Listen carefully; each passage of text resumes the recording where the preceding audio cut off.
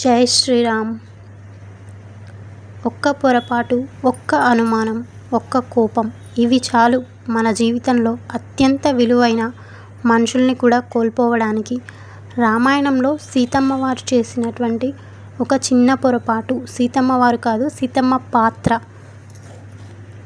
శ్రీమన్నారాయణుడు మానవ రూపంలో అవతారం ఏ విధంగా తీసుకున్నారో, లక్ష్మీదేవి స్వరూపమైనటువంటి సీతమ్మ వారు ఇక్కడ జీవుని పాత్ర పోషించారు. లక్ష్మణుడు రాముని యొక్క సేవకుడుగా ఒక గురువు పాత్ర పోషించారు.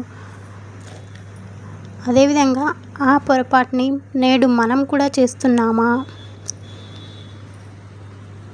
రామాయణంలోని ప్రతి సంఘటన మన జీవితానికి ఒక గొప్ప పాఠం. ఈరోజు మనం మనకు అత్యంత ఆప్తులైన వాళ్ళని ఎలా మనమే దూరం చేసుకుంటున్నామో తెలుసుకుందాం. అరణ్యంలో ప్రశాంతంగా ఉన్నటువంటి సమయంలో సీతమ్మకు ఒక బంగారు జింక కనిపించింది. ఆ జింక నిజానికి మారీచుడు అనేటువంటి రాక్షసుడు. కానీ అది తెలియక ఆ జింక నాకు కావాలి అని రాముల వారిని అడుగుతుంది సీతమ్మ. రాముడు సీతమ్మ కోరిక మేరకు వెళ్తాడు. కొద్దిసేపటికి హా లక్ష్మణ అని రాముడి గొంతులో ఒక కేక వినిపిస్తుంది.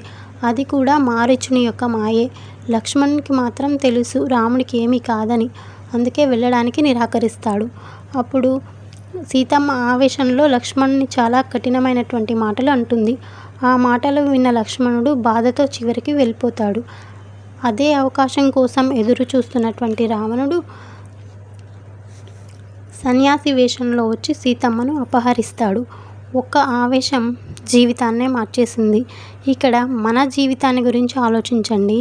ఎంతమంది అమ్మ నాన్నల మీద, భార్య లేదా భర్త మీద, స్నేహితుల మీద చిన్న చిన్న విషయాలకే కోపం తెచ్చుకుంటారు, అనుమానం పెంచుకుంటారు. ఎంతమంది తెలుసుకోకుండా, వినకుండా నిర్ణయం తీసుకుంటారు.